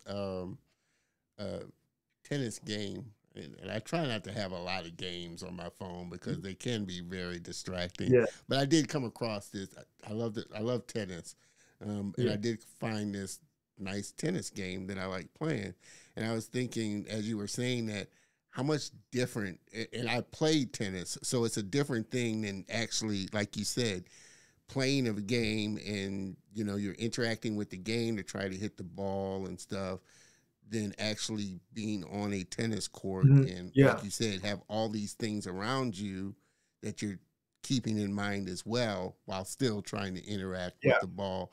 So it's a very, like I said, it's such an interesting space because there is this kind of crossroads that's going to be met where, like you said, you are able to really get more immersed in the experience and feel the things that are going on around you with it, like the reverberation from a racket when you hit the ball or that type of thing really does take a lot of thinking and approaching it from a different perspective than if you're just interacting from a 2D kind of, you know, interface type of thing. Yeah, exactly. I think intuitive motion and interaction versus like everyone knows what a controller in their hands feels like, and you know they kind of can go, oh, I'm supposed to do this, and this happens when I pull the stick this way, and this happens when I press this button. You know, I think that it's just designing for you how you want you have to also onboard the audience too. You have to teach them to do a thing that they don't know how to do. So can you create an experience that feels authentic? Like, what happens when I wave my hand in this space? Oh, whoa, my hand does that when I wave. That's interesting. I didn't know I could do that. And like, once you give the audience like the set of rules, then they're off to the races. And that's learned from game development, which is like, this is how you jump in Mario, and this is how you run. Like, once you learn the rules, you know, game, like, so you have to figure out what the rules are for the audience. For sure. Again, everybody, I appreciate you sticking with me through the little hiccup there. But we were having an amazing conversation with my man Limbert here, talking all things creative, AR, VR, film, animation. To this point, though, and as we start to kind of land this plane here, what's been kind of the best piece of advice? I always like asking, guests this. What's been the best piece of advice that's been given to you that's really kind of stuck with you so far through your journey? For me, I was told, hey, if you want to be a director, then go direct stuff. Like, go do stuff. I think that just simplified it for me. It's like, there are no barriers. Like, go try to do what it is that you're trying to do. You know, again, I didn't set out to be a director. I was like, I want to be a director. That's not what I was getting at. But it was like, I was like, I would meet directors. I'm like, how did you get to do what you do? Right. And it's like, well, I went and tried it and see what it felt like. I wanted to see what it felt like. And I tried it and I did it. And that sounds really simple, but for me, it'll unlock this thing in my head of like, okay, I'm gonna go try that, see what that's like. And I know it's gonna be hard, and I'm gonna figure out how to do it. But if I can keep my head up above water and feel like I enjoyed it along the way, I think maybe then this was totally meant for me. But to ask what if was something I carry along with me. Told that early on. I was like, it's okay. It's what if you do it? Then what? And then move from there. Like, not being afraid to step into something because you're concerned about all the walls that are in front of you. Like, I got to get over these walls. Yeah. And what happens when I get over the wall? Am I going to be fulfilled or not? Or am I going to see something new? And then will there be more walls behind that? Like, I just try to go like, okay, what if I was able to get over that hump? Let's see what happens at the other end and go from there. So I try to encourage people from that point of view, because I've been encouraged that way. It's like, just go for it. I remember sitting behind a VFX session with an artist, and was like, wow, it's that easy. This is how you do it. It's like, yeah, it seems like it's really complicated, but at the end of the day, like, what's the result? What are we trying to do here? We're trying to make that little explosion feel like it's really there. Okay, let's do that. And then you go like, oh yeah, well, the shadow should be here because the light's here. Like, then you're just leaning into all of the stuff that you know as a creative, as an image maker, that help you sort of make that thing work. You're like, oh, okay. And then you go, well, why is it exploding? Then you start to ask questions about why you're doing the thing in the first place. And then I started to understand, like, there's a creative process, there's a tool, but there's a creative process and that helps you make these decisions and make these choices along the way that are based on what do you want the audience to see and feel. And that to me is the most important part of it. Is like, at the end of the day, what's the takeaway? You can use any tool that's available, but you want the audience to feel a specific thing, right? Yeah. It's no longer the case that you got to have the best camera with the specific lens on it to make you look like you shot this and it looks like someone else directed. It's just got to tell the story you want it to look, that you want to tell. Connect, right? No, I totally agree. And hey, you all know how I do it. They drop bombs.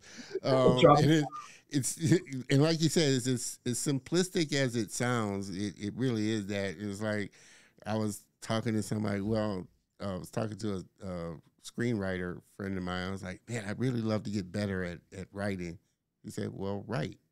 Right. Exactly. Just sit right. Just sit right. That's it. No. You're gonna suck starting out, but guess what? You gotta start. You just gotta start. So that is pure advice. It's just, whatever it is you want to do, just start and do it. And you'll figure out, you'll get better. Just like this show. I didn't know how to do a live stream show. I'm still not, like I said, definitely not at the top level, but you start and you learn and you get better, you iterate along the way. And so I feel like I've definitely gotten better from the first show that I've done, and you just keep doing it and you get better at it along the way. And you find out whether or not it's the path that you want to go down. Yeah, exactly. You're like, okay, I did it. You know what? That wasn't fun. That really wasn't fun. It's not really something I want to focus on. Exactly. But before we go, I want you to tell us about flight school, and what it's about and what you're hoping to. Yeah. So flight school. Well, so a couple of things. When we first spoke, I was engaged with flight school. We were doing stuff. I'm no longer at flight school. I'm full-time. Okay. Independent director. My buddy Brandon and I are called In Between. In Between. That's strictly trying to, just be hired as directors for projects and develop our own ideas. And then flight school they are an immersive, interactive, sort of experiential design studio. Still existing, still around. They're still here in Dallas. They are part of Real Effects Animation, which is a big animation studio here in Dallas, Texas, and Montreal. But Flight School's agenda is hopefully to keep developing interactive experiences, whether they're gaming or physical engagement experiences. And so from time to time, I still consult with them on projects. We're actually consulting on a project with the Time Studio folks with Flight School, which is really potentially really, really cool. And there's that specifically. I'm on the roster of Dress Code NYC, which is a commercial house. Yeah, I just saw that post. Congratulations on that. Thank you. Yeah, so that's just scratching, just independently, kind of chasing that work and helping them out, win some work on a narrative-driven animation level. And then Brandon and I are, like I said, we've got some position opportunities. We closed the Department of Wonder in Houston in December to try to figure out what to do with it next. It's just operating that remotely was incredibly hard, but also I think it did what it was supposed to do, which is to draw in other businesses to the location in Sugar Land. And but we learned a lot about immersive storytelling and a physical space. And we got a couple of ideas that were bubbling up right now that the team that built that we worked with to build that are kind of wrapping our heads around. I'll just say it's an arcade experience, Yeah. and taking what we learned from the Department of Wonder, but applying it to a gaming space is something that we're tinkering with right now. So yeah. Well, with last question. Well, with In Between in your own, you and your partners, own stories, are you concerned? Well, I won't say concerned, but are you thinking more about like your own IP or own ideas of films and getting them out there?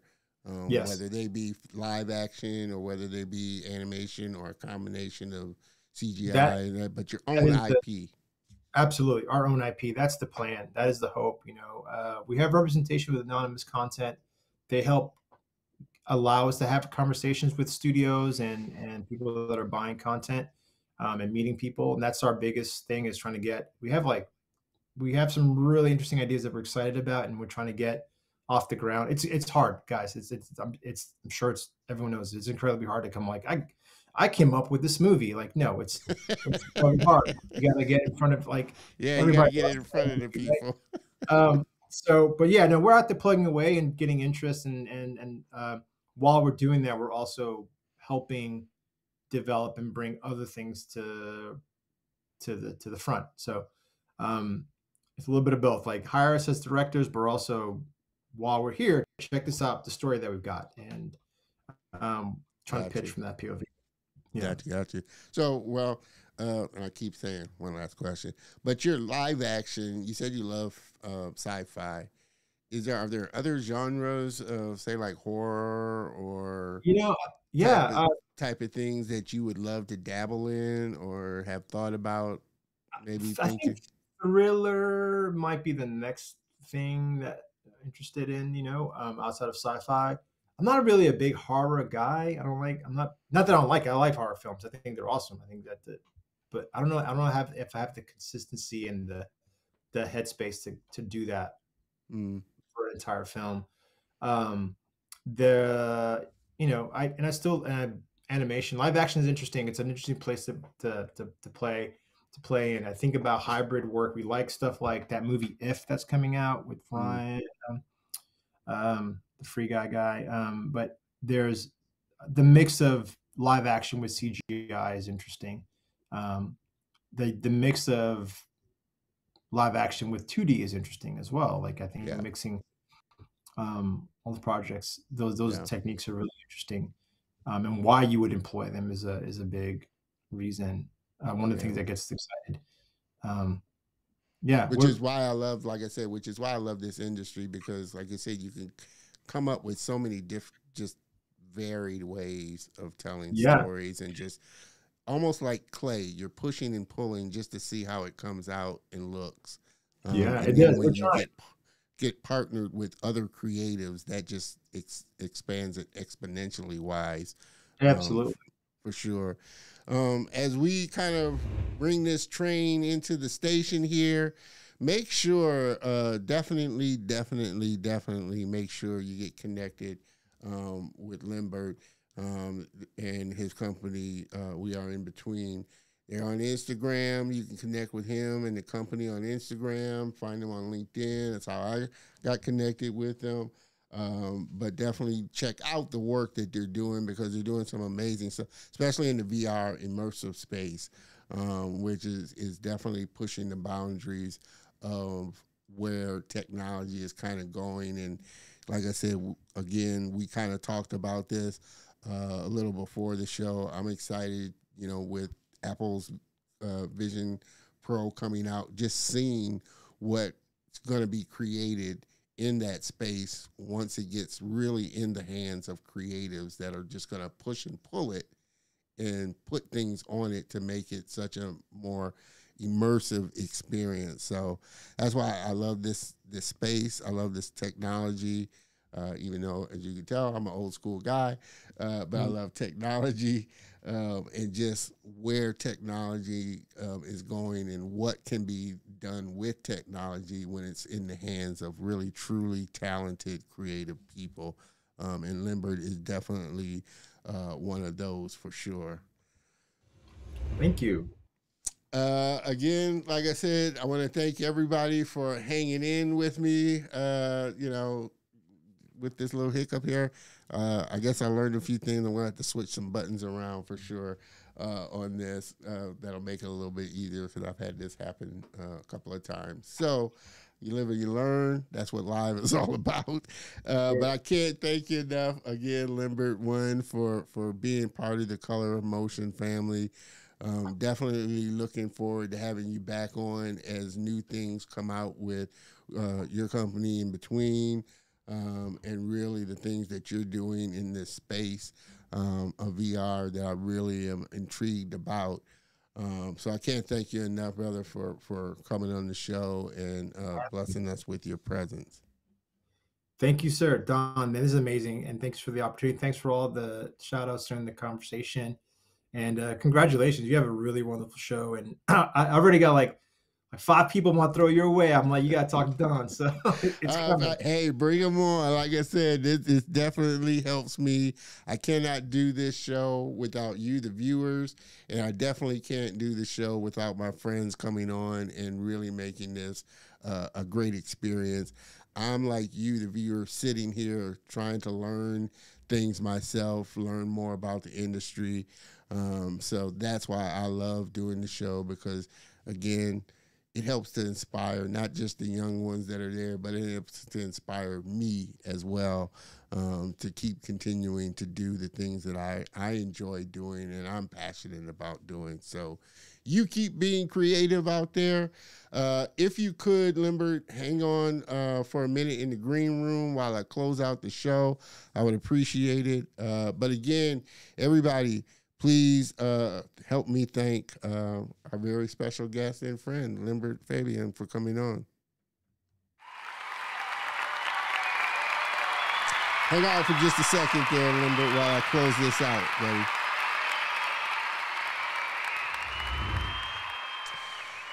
Well, guys, gals, I enjoy doing this. Thank you again. I can't thank you enough for hanging in and being a part of the show. I can't thank my guests enough for hanging in with the hiccups and everything. As I work to make this a smooth. It's tough when you're doing all of the switching and everything by yourself. It'd be different if I had a producer and I was just sitting in front of the camera. But so working the buttons and doing everything can be a bit challenging at times. So I appreciate all of y'all for hanging in there with me. Mr. DeMille, thank you there, brother. Definitely can't wait to get you back on. Great chat as always, man. Seriously, great guest as well. I definitely figured you would enjoy it with, what he does in the interactive space. I know you got a MetaQuest there, and you enjoy the VR space as well, especially with what you do, game character animation. So I knew you would love it as well. Thank you, everybody. I hope you have a great rest of the week. This second quarter is rolling along very, very well. We've had some amazing guests on so far, and that's going to continue. Make sure that you tune in next week, because you're going to get another kind of 2-for-1 next week. My next week's guests, they are coming on, Bruce Bowers and his partner Chris Ellis. They are the founder of Bay World Unlimited. They do animation series. So looking forward to having them both on, coming on, talking about what Bay World is doing. So you definitely don't want to miss out on that. Mr. Dewan, appreciate you. You definitely can always check out, because the second part, like I said, there was a little hiccup there. So you're always able to check it out on YouTube. But once I put it up on the channel, it'll all be stitched together as well. So thank you, everybody, for sticking with me. Have an amazing rest of your weekend. Even better, have an amazing week. And I will see you next week. Same bat time, same bat channel. Okay? Cheers, everybody.